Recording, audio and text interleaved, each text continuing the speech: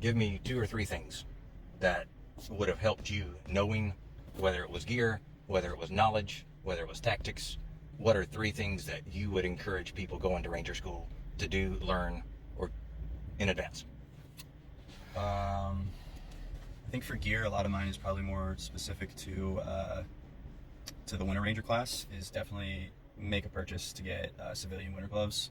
Saw some guys that walked around without that for even just Darby, where it wasn't that cold, and everyone on Darby Pass just went to the stores to get some nicer stuff there. With that in the winter packing list, generally working hands, but also chapstick, because you won't be able to use working hands when it's below freezing. But something to kind of put on your fingers and hands, because they'll crack really easily. And I found myself, like, if I just went a day or 2 without using either working hands or chapstick on my fingertips, I wouldn't even be able to use the buckles on my canteens, just because I had no real use out of those digits. So that's probably what I'd say for gear.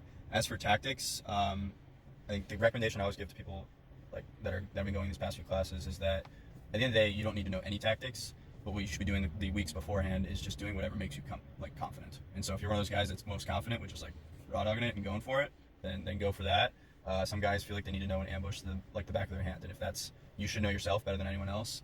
But at the end of the day, there's guys that are JAGs or guys that are finance, quartermaster, that have 0 experience in this whatsoever, and will go 62 and through because everything is taught there, and you'll get reps. And so if you're engaged and you're working hard, it'll usually pay off. But I'm not saying that because you're finance, you're going to go 62 and through.